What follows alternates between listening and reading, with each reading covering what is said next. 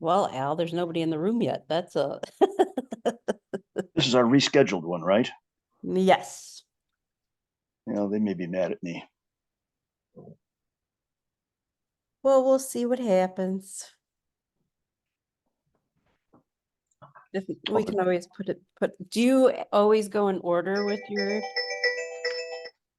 Jake is planning to show up. who? Hi. Hi.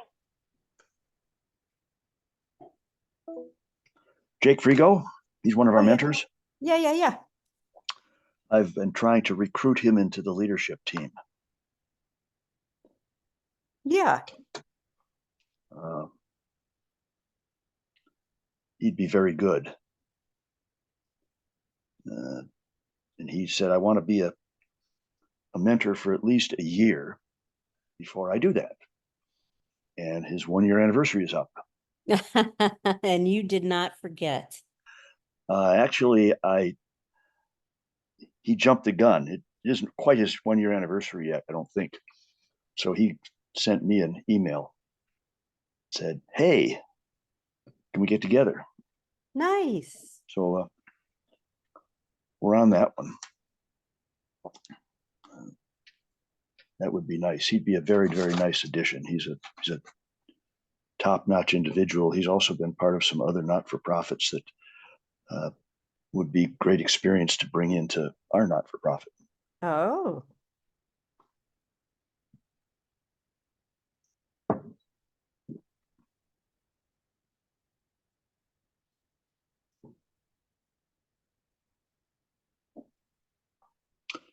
And Scott Wilkes, who's one of our mentors, Yes. is moving to Colorado. Oh, he is. Yes. So I'm going to introduce him to the chapter chair out there. Oh, good. So he can be a mentor out in Green something or another. It's southwest of Denver. It's a suburb.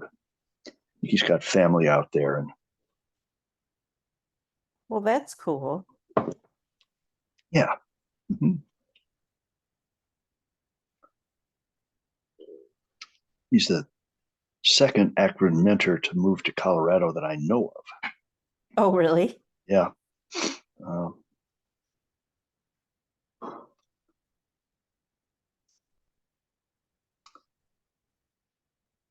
Huh.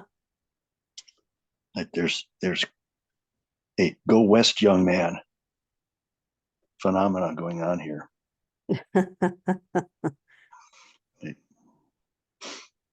Not sure why though, really. I know that it's more outdoor living, but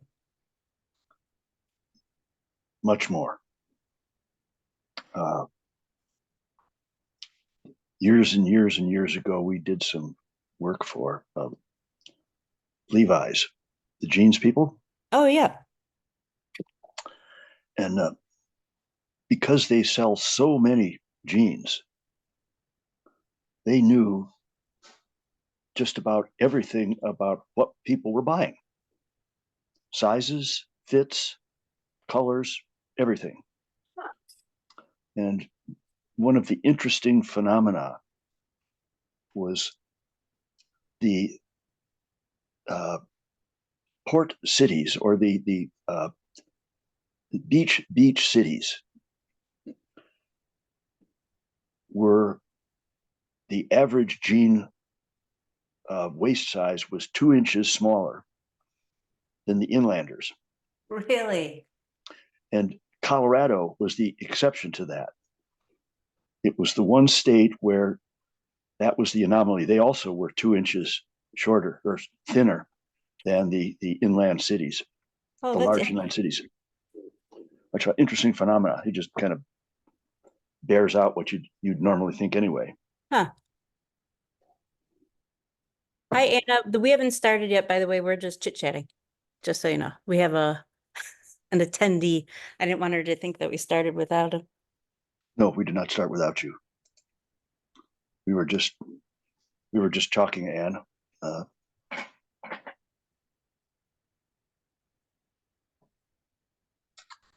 Oh, we got like 3 minutes and then we'll get started. Oh, Al, listen to this. She said, Ann just typed in, I used to be a buyer for Levi women's jeans in Dallas in the mid 80s for Danger Hardest. I don't know where that is, what that is, but oh, Sanger Harris. Oh, Andrew Harris, right? Yeah, a doggone spell check. I know. What is it? That's ironic that we just had that conversation and she used to be here for Levi. Interesting. Yeah, we were talking about the jean. You know, Levi sells so many jeans. They just uh, yeah, Dallas. My in-laws used to live in Dallas, and that was the big department store, I think, if I'm correct. Oh, was it? Yeah, Sanger Harris. I don't know if they're still around. Uh, Maybe Ann would know. Yep. Oh, part of Federated, right? Uh, yeah, Federated owns a bunch of department stores. They were snapping there. I think they're Cincinnati based. Hmm. And one of my colleagues in a past life used to work for Federated until he found the error of his ways and came and joined the firm I was with.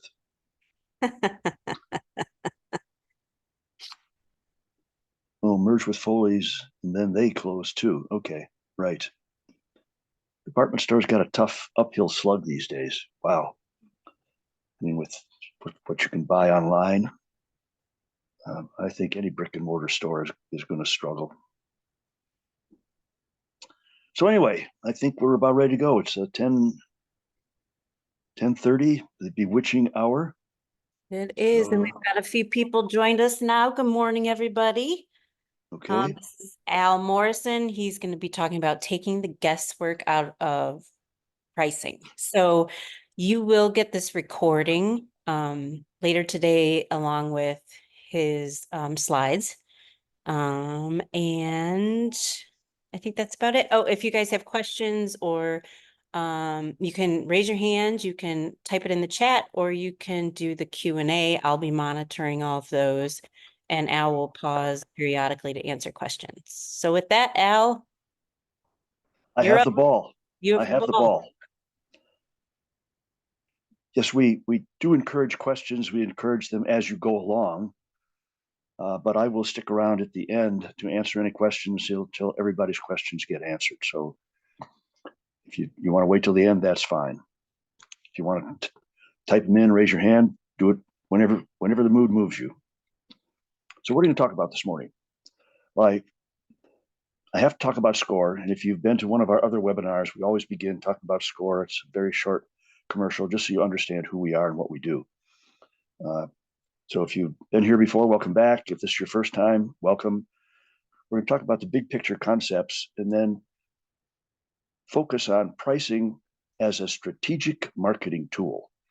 And I'll say this multiple times throughout, that pricing is not a financial function. It's a strategic marketing tool. So having said that, let's begin. SCORE has a mission to foster small business communities. In other words, help small businesses thrive. And we do that through two things. We do it through one-on-one mentoring and education. Our vision, which is very aggressive, is that every person will have the support they need to thrive. Every person. SCORE's been around since 1964. To the best of my knowledge, we have not yet reached every person, but we're trying. And so here we are. We're a national organization, as I said, started in 1964. We're a resource partner of the SBA, the Small Business Administration. We're a partner, which means we work together. We get no financing, no money from them. We just work together. We refer people to them, they refer people to us, and that's how it goes. We have over 10,000 volunteers spread over 200 plus chapters across the country. And all of our information and surveys shows that clients have a much improved chance of success. I've been with SCORE for 12 years, and to the best of my knowledge, in the Akron chapter, we have never lost a business. We've never had one of our businesses go out of business. Now they've sold them, they've given them away, they've closed them down for reasons, but we've never actually had a business go bankrupt. And that's because business isn't that hard if you know what you're doing. And most of our mentors know what we're doing, so we'll help you through that. Locally, there's over 40 of us. We serve actually a 5-county area of Portage, Medina, Summit, Wayne, and Mahoning counties. And since we started in 1965, one of the early chapters, we've helped over 55,000 clients. And we intake clients at the rate of about 3 per day, every business day, brand new clients. So we're helping a lot of people in our 5-county area. You could be one of those. And if you're thinking about a business, thinking it's a twinkle in your eye, or you've got an idea, or you're really serious about it, get yourself a SCORE advisor, SCORE mentor to help you through that process. So I said we do 2 things. We do one-on-one mentoring, counseling, business advice, consulting, whatever term you like best. And it's face-to-face, real-world advice from people who've been there, done that. If you have a question, we'd be happy to answer the question, and that answers your question, you're fine. I have clients that I've been working with for the 12 years I've been here at SCORE. So relationships can last 1 meeting or many, many years, whatever it is that you need. And this is all about you, because SCORE is all about serving our clients. That's what we're here in business for. That's what we do. Our mentoring is confidential between you and your mentor, and it's free. All of our volunteers don't get paid because they're volunteers, redundant. And we do it for free. So don't say money's getting in the way of you getting good business advice. Come see us at SCORE. We also do workshops. You're in one called Pricing. We do starting your business, business planning, financial management, financing your business, not-for-profit, QuickBooks. We have a whole series on social media. And if you go to our website, which is akron.score.org, you'll see our current schedule. And there's a big blue block you can click and sign up for that webinar right there on our website. People have asked me, when should I come and get me a mentor? I say sooner rather than later. So as soon as you think you might want to start a business, give us a call, send us an email, get a mentor, get an advisor, and talk it through. I'd much rather you come to us earlier, and maybe you're not quite ready, or maybe you've got some homework to do, rather than too late.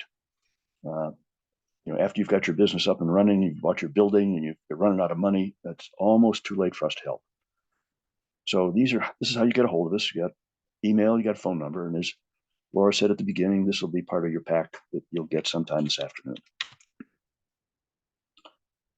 So let's begin talking about pricing concepts and what pricing looks like. So every market that you will deal with, every market you'll ever enter looks like this. And so it's a graph, and I have the number of potential customers down the bottom and price across the top, or up and down. And so every market looks like a pyramid. So the more potential customers you have, the lower the price. As the price increases, up, up, up, and up, and up, and up, and up, you get fewer and fewer potential customers. Now, some pyramids are short and squatty, some are tall and skinny, but they all are a pyramid because the most number of customers is down here at the bottom with the lowest price. Take the car market. Down here at the bottom are used cars. There are more used cars sold in the US than all new car combined, all new car manufacturers combined. Here's your middle car market, and up here are your very expensive luxury cars, your very rare cars, your Lamborghinis, and so forth. So as you think about pricing, your market looks like this. The question is, where do you want to be? That's the real question. So how do you decide that? Well, you start with a customer. What does the customer want, and how are you going to serve that customer? And when you serve that customer, that gives you an idea of what your business model is going to be. So let me give you an example. Let's talk about Ann and Bob. Ann and Bob are twins. Ann was born a couple of minutes sooner than Bob, so they have very, very different ideas about business. But they both decided to get into the lawn care business. Now, Ann, she started Ann's Concierge Lawn Care Service. Now, think about that name. This is concierge. Ann signs you up for the season. She won't do your grass one off. You got to sign up for the season. Uh, her team comes out. They manicure your lawn with their lawnmowers. They edge it. They blow off the driveway. They weed for you so that your lawn looks beautiful. If you want it as part of the service, you'll fertilize your lawn a couple of times a year so it stays really green. If you're having a garden party and you want your lawn to look extra special and your lawn is small enough, you can't get water to it, she'll bring a water truck out. She'll water your lawn, make it look green for your garden party. She'll trim it the day before so it's beautiful. That's Ann's Concierge Lawn Care Service. She does that. Just high end business model reflects that high end, and she makes good money. Her brother Bob also makes good money, but has a completely different view of that market. His company is called Bob's Cuts. That's what Bob does. Bob cuts. Truck pulls up, lawnmower comes off, cuts your grass, lawnmower goes back on the truck, away they go.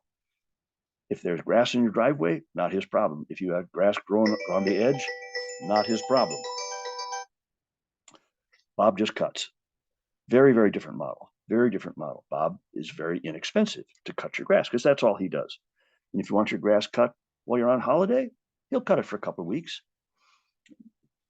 So that's Bob. Now, the interesting thing is the image that they present also reflects that price because remember, pricing is a strategic marketing concept. Ann's team wear khaki pants, khaki shorts, black shoes, black sneakers, and white shirts, logo shirts. Ann's rule is if the shirt gets dirty, you change it. You always carry a spare shirt in the truck. So Ann's team always looks pristine.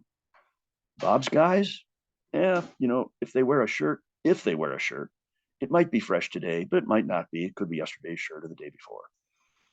Ann's team is not allowed to smoke on the job. Bob doesn't care.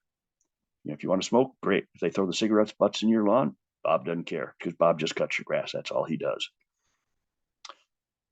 Along with this practice, Ann keeps her team on all year long.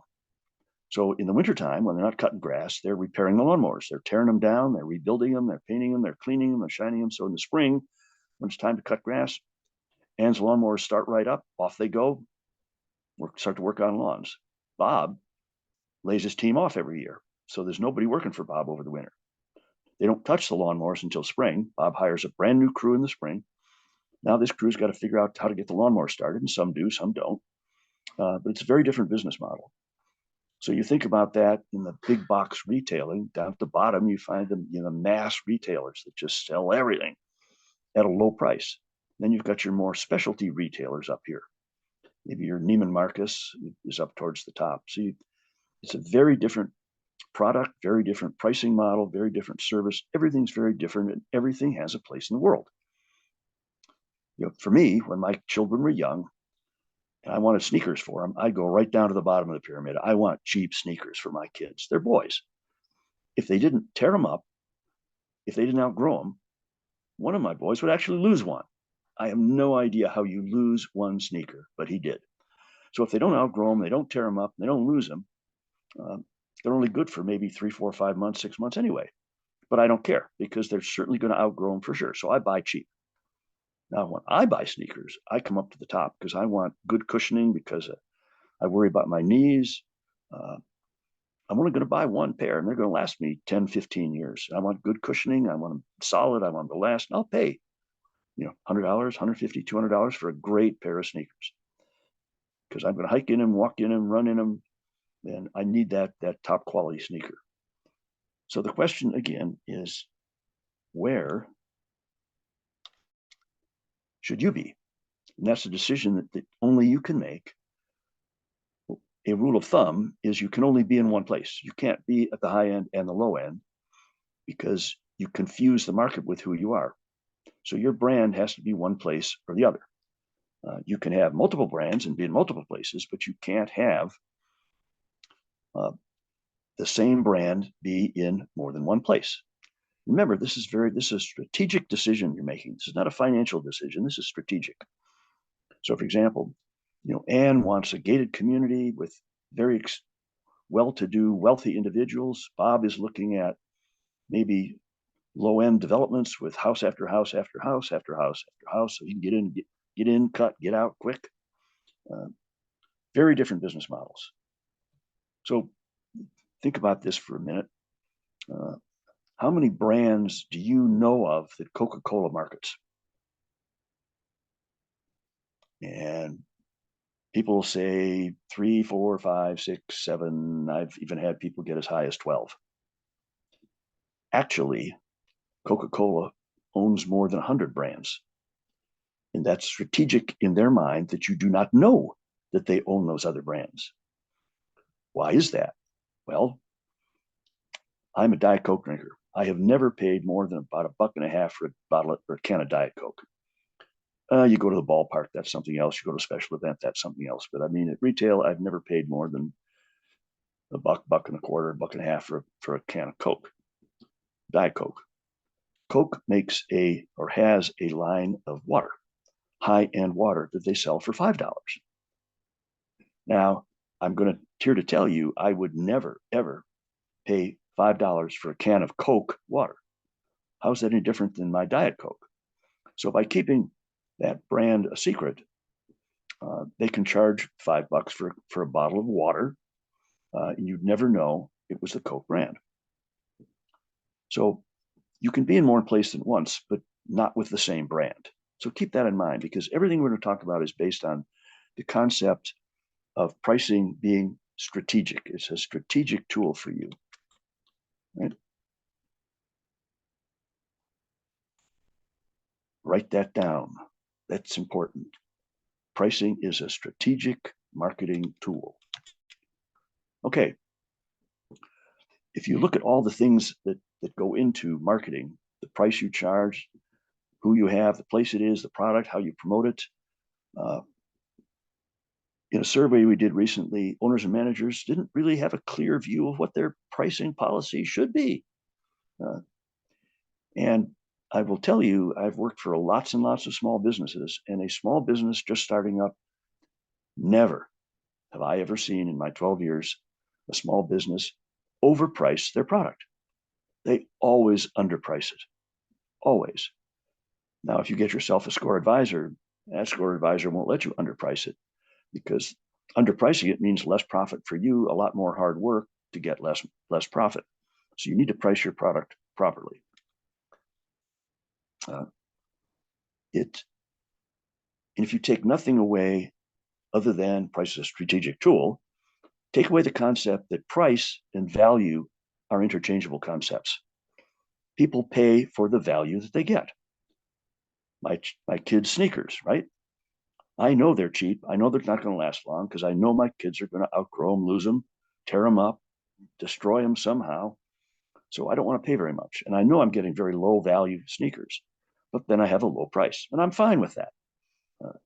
Now, in my case, I want great value sneakers. I want good cushioning. I want them to last. I want them good workmanship. So I'm going to pay a lot more for those, and price and value go hand in hand. So remember, Anne's concierge, she provides a lot of value to that gated community homeowner that can afford it. But some people don't want to pay for all that. They want the lawn cut. My dad used to say, if it's green, cut it. So he never pulled weeds. He never worried about it. As long as it was green, we'd cut it. That's what Bob does. Very, very different value, very different price, but equal ways to make money. You can make money at both ends of the pyramid. So as you think about pricing strategy, think about what your goals are in your business. What are you going to do with your business? Are you trying to maximize your long-term profits? You're trying to build traffic. You're trying to grow. You want to increase demand. You want to take share away from somebody else. What it is are your goals. long-term and short-term. And then that begins to give you an idea of how to price your product. Anne wants to be high-end. She wants to be concierge. She wants a good-looking crew. Bob wants a lot of people doing a lot of work, cutting a lot of grass. And that's what he wants. The more the merrier. The more lawns he's got, the happier he is. Because all they do is cut grass. So think about that as you think about where in that pricing pyramid you want to be strategically. So let's talk about how you differentiate yourself in branding your product and what that means to the marketplace. I'm going to back up. I'm going to take a breath and ask if anybody has any questions as we're moving through here so far. All right, everybody. Anyone have a question? I don't see any raised hands. There's nothing in the Q&A.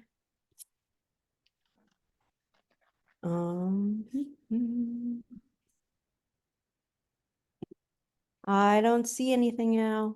Okay.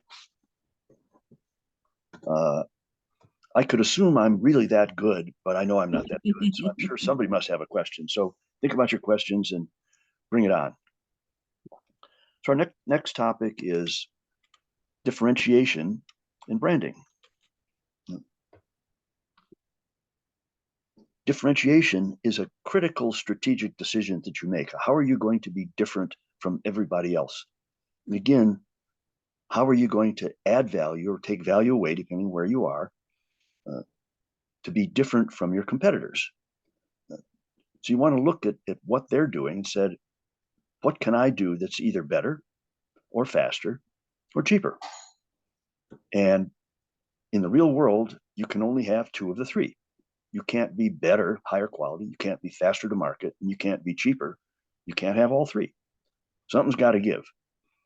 So what makes you stand out in the crowd? Is it because you're better and faster? Or are you faster and least expensive? You know, where are you? Where do you want to be?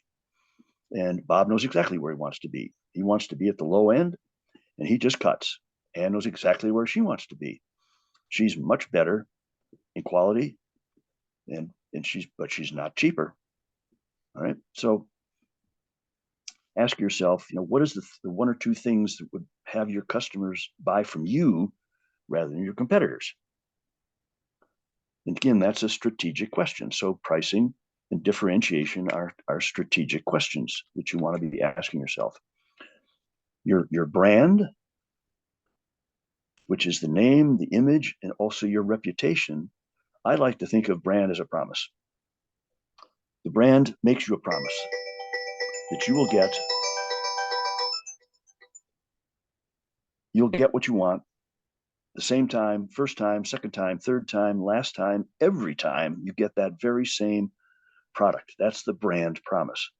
So you get the same thing every time.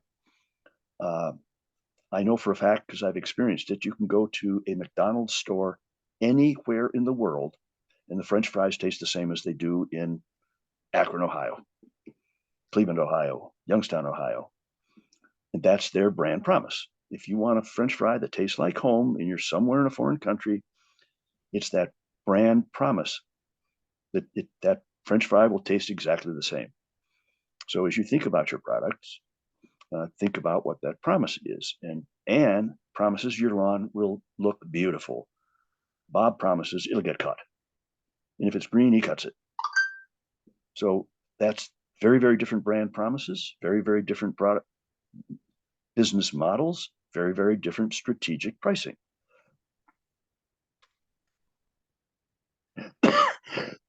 Excuse me.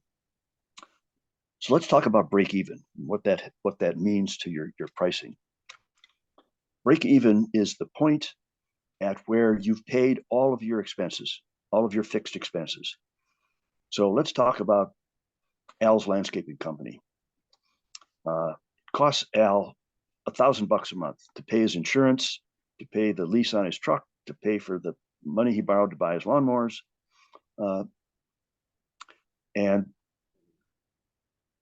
he makes $25 per lawn that he cuts. This could be Bob also, for that matter. So that means if you take that $25 per lawn in profit, how many lawns do you have to cut before you pay that $1,000 off? Well, the answer is 40. So that's the break-even point. So that has a lot of uses.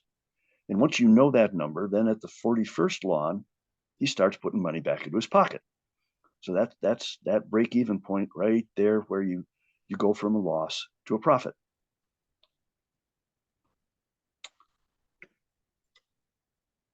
At break-even point, helps you establish what's the floor. In other words, what's the lowest price you can charge. So if I only charge $25 to cut a lawn, I'm not going to make any profit at all. Right? Also, when you think about it, you can decide if you're making money right along as you go along. So 40 lawns per month, let's say that's a 20-day month, and this is wrong. That would be, I've got to cut 2 lawns per day to break even because I need 40 lawns a month. If I cut 2 lawns a day, that's in 20-day month. That's if I cut 2 lawns a day. So that's beautiful. So if Monday, Tuesday, and Wednesday, I've cut 6 lawns, I know I'm breaking even. If I've cut 7 lawns, I know I'm making money. 8 lawns, 9 lawns, and take money. So I can tell day by day, month by month, whether I'm making money by knowing exactly what that break-even point is. If you don't know what your costs are, sit down with a score mentor and let them help you work through it, help them figure out what the break-even point, and that begins to the starting point of your pricing. So again, questions before we move on?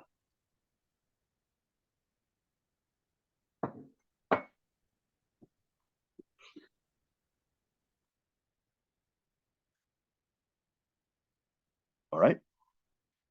So what are things you should Hold consider? on, I have a raised hand. Oh, hey, All right. raise hand or chat. Raised hand. Go ahead, Jake. Thank you, Ann, for your comment. Appreciate that. The raised hand? I asked him to unmute. Okay, are we unmuted now? There Yes, you we go. are, sir. Yeah, Al, before, great information. Getting back, your Coke and your water example is fascinating. So water's a commodity. Then are you sort of saying that Coke, you can't charge much for commodity usually. So Coke knew that, so they kept their name off the label. So no one knows it's Coke and was able to therefore charge a premium price for water. Is that you know, your thinking? Mm-hmm. Now, okay. if you listen to their marketing message that goes along with that water, it appeals to the person that wants to drink high-end water because they think it's healthier. It has a certain snob appeal when you've got that bottle. So their marketing matches their pricing strategy, so that they don't deal with Al the plumber because Al isn't going to pay $5 for a bottle of water. I'll fill up my water bottle at home, take it with me. But there's a certain number of people that would certainly pay $5 for the snob appeal for a bottle of water. And in the marketplace, if Coke were to align their world-class brand too close to the water brand, there could be a situation where they may not be able to charge what they're charging now. That's absolutely right. That's why I said you got to keep those separate. If you're going to have two similar products in the same market, you've got to make sure you keep them apart that nobody can tell. Right. Thank you. If coming back for years and years and years, if you may not remember this, but I do, when the Coors brand was highly sought after because they only sold it in Colorado. And so people would just do strange things to get Coors back home. Airline pilots would put it under their seat and bring it back to their hub in Chicago, and people would go die for that, the Coors brand. But after a while, they had nationwide distribution, and as you might expect, that the price dropped and the specialness of the Coors brand dropped. So what Coors did was bring in several other beers that looked nothing like the Coors brand and priced it very, very differently. And they never told anybody that that second brand, which was actually about twice the price, can of Coors was half the price of their other brand. Nobody knew that it was the Coors brand, because people associate brand with price, brand with value. So if you're going to do something different, you've got to differentiate yourself.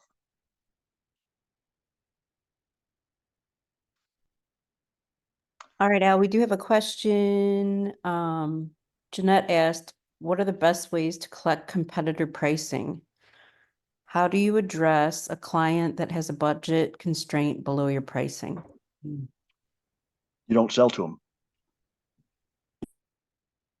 Ooh, whoa, what I just say? You know, the higher up you move into the pyramid, the fewer and fewer customers, potential customers you have. So if you walk into the Mercedes dealer and it's a $70,000 Mercedes, and you said, geez, I just can't afford a $70,000 Mercedes, will you sell it to me for 50? The answer is no. So you want to protect that price point with everything you've got. So the question isn't, is the product priced incorrectly? The price is, if it's priced correctly, and I've got a client who makes a high-end product, and people tell her time after time, the product is priced right. The problem is I just can't afford it. So you ask somebody, is Mercedes-Benz priced right? The customers would say, sure they are. But some would say, well, I just can't afford it. So don't confuse I can't afford it with your price is too high. They're very different concepts.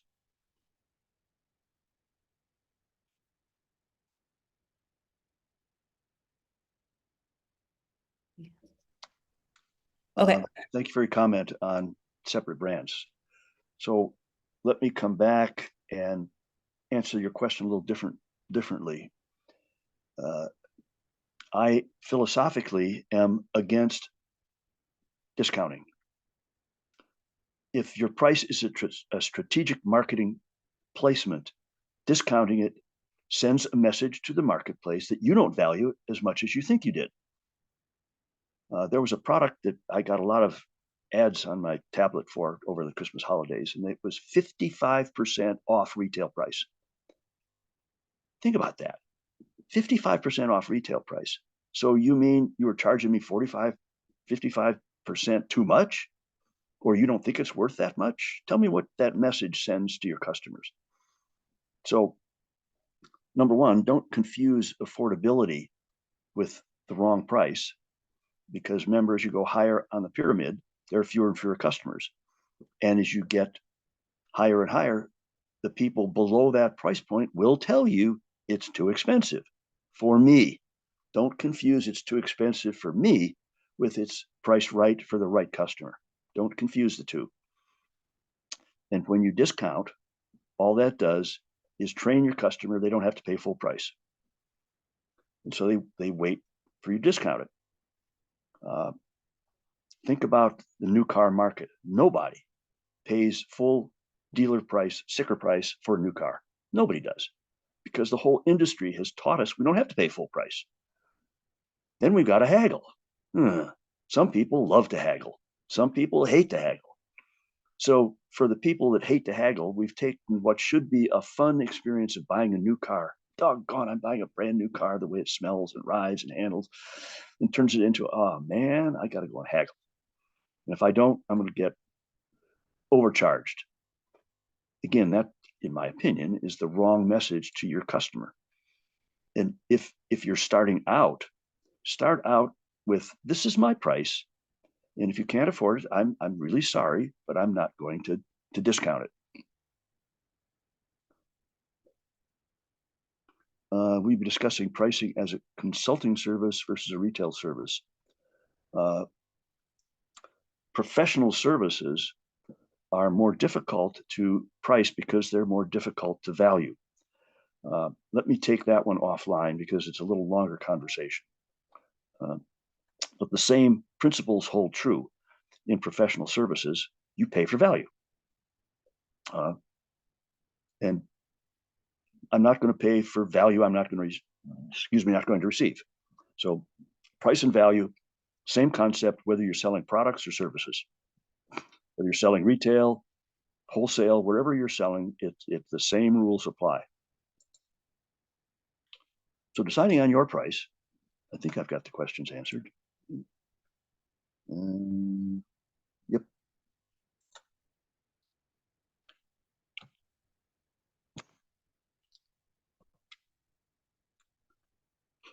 So when you think about your price, you should really start with what's the price you've priced floor. Where's your price floor? Where's your price ceiling? What do you think the market will bear? Now, in many, many cases, the price that the market will bear is variable. It's not that sensitive to the price because people perceive the value. And if you don't believe that, stand in line at a Starbucks counter and people pay what, $3, $4, $5, $6, $7 for a cup of coffee. And they buy it because they perceive value in that $5, whatever it is, or $10, whatever it is. They perceive value in it. And whether it's taste value, snob value, nutritional value, doesn't matter. They perceive that value and will pay that price. And so is your price one that's very sensitive to price, or is it one that's less sensitive to price? And when you talk about value, the more value you add, the less sensitive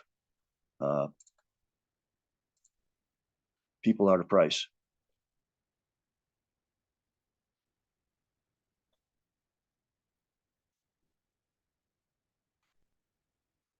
Okay, let's stick around afterwards and we'll talk about pricing because that's where you're developing your business plan. Let's do that. Stick around afterwards. I'll be able to give you a better, more personalized answer. So one thing is to figure out where do you want it to be. You can do cost-based pricing. In other words, you said if this product costs me $2 and I'm going to sell it for $4, that's one way to do it. You can say everybody else is selling it for $5, so maybe I'm going to charge $5. Or you can do it value-based pricing, which is also called customer-based pricing. So what do the customer or consumer see as the value that you're getting? And again, by having something that makes you different, it's more difficult for the customer to decide on how your price compares to somebody else's price. So the example would be tomato soup. So I walk into the grocery store and I want to buy tomato soup, and there's 4 different brands of tomato soup on the counter or on the shelf. And I look at all 4. They all have about the same amount of quantity. So all 8-ounce cans. They all have roughly the same kind of ingredients because they're all tomatoes, and they're all priced about the same. How do I decide? Well, I don't really decide. I flip a coin, or I just grab one because they all seem like they're all the same. My recommendation is you don't want to be one of 4 because your chances of getting picked are 1 in 4, right? Because you're not any different than anybody else. But if one of those cans, instead of being 8 ounces, is 10 ounces, now if it's going to cost a little more, that's because there's a little more ingredients in the can. But maybe I've got some healthier ingredients. So that means I can charge a little more, not only because I've got more in the can, but I've got healthier ingredients.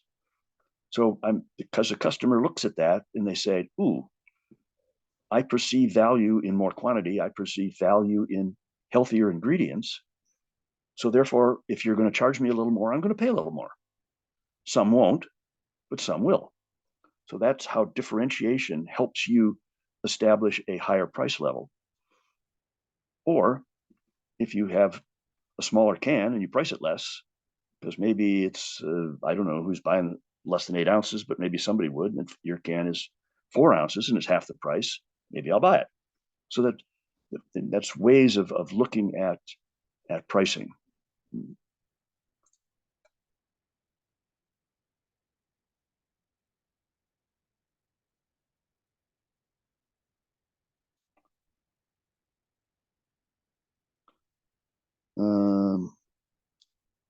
Rebecca, again, let's take your question on consulting services for fundraising or other things. Let's take that afterwards so I can give you a more detailed answer. So don't forget those.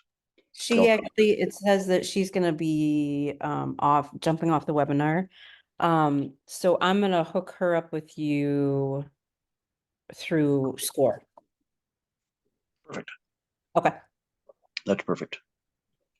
See, we've already got one person who's getting a mentor today.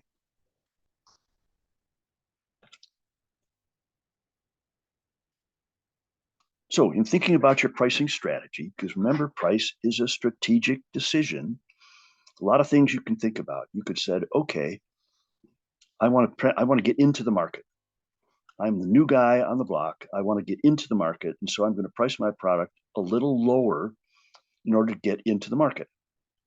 Or I'm going to increase my value to get it at the same price.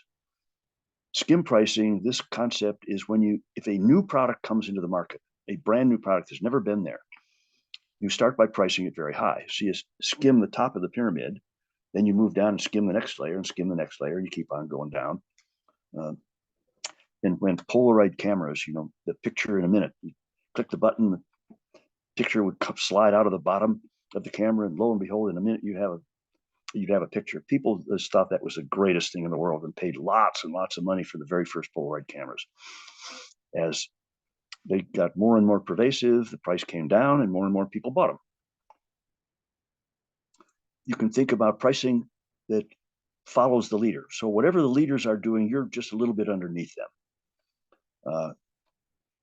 Elastic pricing to take advantage of something that people might perceive as an advantage. So if you're standing by for an airline, the minute before that plane takes off, if there's an empty seat and you're standing there, they really want to sell it to you. The same cruise lines are notorious for doing that. The day before the ship sails, if they have empty cabins, they heavily discount them. I disagree with that concept, but their idea is, if the plane's going to fly with an empty seat, why don't I fill it? You could say that. The problem you face into is on a cruise line is I'm rubbing elbows with the person that paid $200 for their cabin, or I paid $2,000 for my cabin. I'm not sure I like that. I'm not sure I like that concept. So I think maybe I got gouged on price. So it's something you can do, but you want to think about the effect that your pricing strategy has on the market. What message does that send? And do you want everybody waiting to the last minute to use your service, betting that you're going to drop your price? Is that how you want to do business? And that's very interesting, because we did some work for a company that's had a manufacturing problem. The manufacturing problem was the first 10 days of the month, there was absolutely no orders came in. The last 10 days of the month, the orders started to trickle in. And by the last couple of 2-3 days of the month, the orders were piling in. So they couldn't figure out how to manufacture during that kind of a peak and valley demand. And what they found was the sales organization was charging full price up until about mid-month. Then they had to make quota. So they started dropping the price. And by the end of the month, they were price was at rock bottom. And the customers figured that out. So they said, fine, I'll just wait till the end of the month to buy the product. That's the problem with discounting. You train your customers, they don't have to pay full price, so they wait for it. You can also do preemptive pricing. If you see a competitor coming into the market, you can lower your price a little bit, see what's going to happen. And again, you can charge a different price for quantity. So nonlinear pricing. So for example, if you sell one for $4, you can sell two for $3.50 each. That's a good deal for you because you get two instead of an order for one, and the customer gets $1 off, or four for $3. So it's a quantity discount. So if there is a reason to discount a product, I back off on my discounting strategy, but I would never sell my original one for $3 or $2. I would not do that because that doesn't protect my price. The decoy pricing is a very interesting strategy. So if you've been in a retail store that sells small appliances, you might find that they have a good, better, best. And so my example is a good, better, best blender. So I walk in and on the shelf there are 3 blenders. One's an $800 blender, one's a $200 blender, one's a $400 blender. Good, better, best. And I look at the high priced blender. Boy, it's all steel and glass, and it's got a 5-year warranty. And whoa, wow. I look at the cheap one. It has a 60-day warranty. It's all plastic. It's got 1 blade, whereas the high end has 3 blades. And I look at that and I say to myself, boy, that high end blender is way too expensive for me. Low end blender, I don't want to buy that cheap thing. So I buy the one in the middle. And interestingly enough, if you try to buy the high end or the low end one, the retailer doesn't have it stocked because they know you're not going to do that. They know you're going to buy the one in the middle. So that's a way of having people decide what they want and buy in the middle with a good, better, best strategy. So let's, what am I doing here? Okay. If we talk about competitive pricing, let's look at what others are doing. Let's look at the everyday low pricing. And that's a tactic that some of the big box retailers use, everyday low pricing. You can price things seasonally. And everybody knows that the day after Christmas, Christmas decorations go on sale for half off. I'm not sure I like that very much because what that says is I overbought. Now I've got to give it away just to get it out of the store, get it out of my warehouse, translate that product into cash so I can do it again next year. So I've had people that they make a bunch of product, they go to a flea market, and the flea market's closing at 4, so at 3 o'clock in the afternoon they start to discount their stuff. Well, if you do that a couple of weeks in a row, pretty soon the customers figure out that if they wait till the end of the day, you'll discount it. So you're training the market in a way that you don't want to train them. So I would rather see you bring less product to the flea market.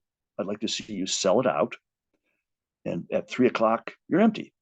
Somebody comes by and says, well, can I buy one? You said, nope, I'm all out. Ooh, should have bought it sooner. Should have come early and bought my product sooner.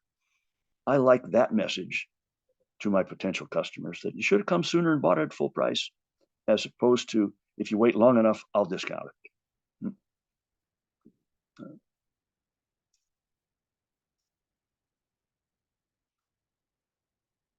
Oops. So why are premium prices an advantage? Well, first, clearly they make you more profit from the values there. You usually will get a better class of customer who are buying. The psychology of price works in your favor because we've always been told you get what you pay for. So again, I'm looking at my blender. I've got this cheap blender and I got the really expensive blender. Well, I can't afford the expensive blender, so I buy the one in the middle because I get what I pay for, because I know I'm going to get a better product in the middle than I am at the low end. You at the high end can deliver more value. So think about Ann's Concierge Lawn Care. She provides a lot more value and she charges a lot more money. And she's got customers for the entire season. So she can plan her staffing, her costing, her budgeting, knowing that she's got customers for the whole season. And she provides a lot more value. If you're providing more value, you can afford to spend a little more money to acquire a customer. So Bob can't spend a lot of time out nurturing a customer. You call up, you want your lawn cut, Bob's going to take your order over the phone. Whereas Ann can come out and she can look at your lawn and she can talk about what you want and how often you want it cut and how you want it weeded and how you want it trimmed. She can talk about all that stuff. She can spend a little more time on you as a customer because she's, again, making more money. Whereas Bob, he can't spend any time. And oh, by the way, there's less competition at the top. So if you want a low-end used car, you can find used cars are all over the place. Little used car dealers are all over the place. They're a dime a dozen. Trying to find a BMW dealer, there may be only 2 or 3 in the entire Akron, north of Akron, south of Akron market. So there's less competition at the top. I like being at the top personally. I think that's a much better pricing strategy.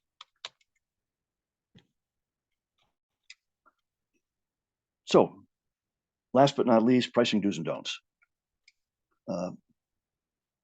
Do talk about value of that product or service, not just cost. Do understand price sensitivity and the importance of that relative to the value, attributes, and benefits you give your customer. Price your products that provide that value to the customer. And do understand how unique and special your product is and price it accordingly. And last but not least, it's always easier to lower your price because think, oh, if I'm charging $20 for a product and people see it at 19, it's a deal. So I can always lower my price. But if I check the price and it was $20 last week and now it's 23, wait a minute. What's going on here? What makes it $3 more value than it was last week? That's a difficult question to answer. So always think about lowering your price, starting high. Start high. You can always lower your price. That's easy. Raising your price if you start too low, much more difficult. Especially if you have repeat customers. Especially difficult to raise your price to repeat customers. Don't look at price as set it and forget it, because your cost of doing business, the competitive landscape, the marketplace isn't fixed. So you should always be watching about your price and reset it based on your strategy. Don't just arbitrarily set a price. Think about what's it going to do to your sales, your margins, ability to cover costs, et cetera, et cetera. And if you're trying to build a value image, don't lower your already competitive price. Do not discount. Please, please don't tell the market that you don't think it's worth that much either. Right? And emphasize the quality, the service, and the experience that people get of that product. And my crystal ball is a little fuzzy, but I'm beginning to think that the experience you have with a product or service is going to be an important differentiator. And I believe that people are in today's world paying for just the experience. There's no product, no service, nothing, just the experience, and they pay for the experience. And what would that be, you say? Disneyland, Disney World. A 3-day pass to Disneyland is incredibly expensive. A lift ticket in Vail, Colorado is very expensive. And guess what?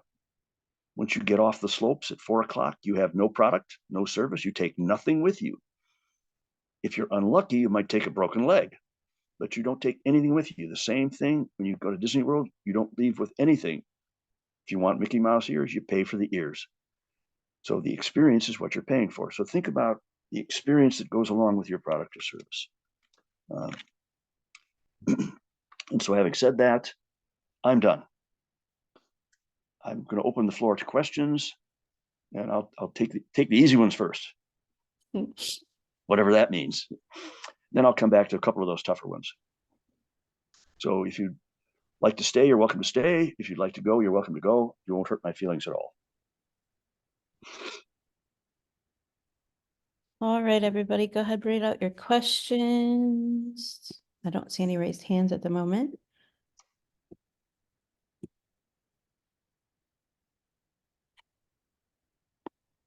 Okay, let's talk about professional services in terms of pricing. That's a little tougher because depending on what that professional service is, there may be others in the business, there may not. So let's take full service accounting firms that do everything for you. They'll keep your books, they'll do your taxes. You don't have to do anything but tell them how you spent the money and what your revenue, what your income is. If you're using a platform like QuickBooks, that can be done automatically. So your accountant doesn't have to do anything, but you don't have to do much, but just collect the money, tell them how you spent the money. Let's say you've got a bookkeeping firm that doesn't do taxes. They only do bookkeeping. So as you can see that the pricing for that professional service would be different. And without knowing what that professional service or consulting service would be, and who you're consulting to. So knowing the market is also important. If you're consulting to not-for-profit organizations, are they large or small? Because smaller ones have less money to spend, larger ones have more money to spend. But because it's not-for-profit, they're very conscious of how they spend their money. In a for-profit business, a large business will likely have bigger problems and want to require more money in consulting to fix it. So the question you want to ask, let's say you're providing a consulting service to a large corporation. It could be marketing service, it could be cost reduction, it could be whatever. Somebody is deciding to spend money that otherwise would go right down to the profit line. So when an organization buys consulting services, they're buying something they expect to get value for. And because the consulting service costs money, that's profit they're foregoing. So the service has to provide at least that much value back in return. If you can provide multiples of the cost of your service, the price for your service, and increase the profitability, not just match it, you're on really solid ground. So in my past life, I was with a international consulting firm, and we did what we called strategic pricing. In other words, we would look at the money you were spending to buy product, whatever that was for, and find ways to reduce that cost of buying product. So let's say you're buying $10 million worth of product a year, and it's going into things you're making, things you're selling, whatever, but you're buying $10 million worth of product. Let's say that I can save you $1 million of that 10 million. That's pretty obvious what the value is for that service. So you get $1 million in value year after year after year. So if I priced my service at $500,000, you'd say, that's a pretty good deal, because the first year I get $500,000, the next year I get $1 million and $1 million, and then $1 million and $1 million after that. So that might be a pretty good price. May have absolutely nothing to do with how much it costs me to provide that service. So in any business, you want to start with the customer and figure out what they will value your product or service for. And then that gives you an idea of what you can price it for.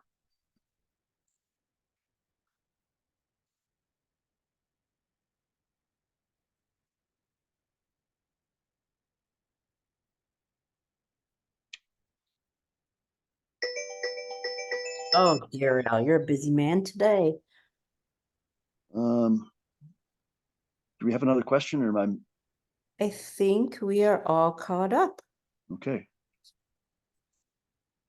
Oh, got one more. Ooh.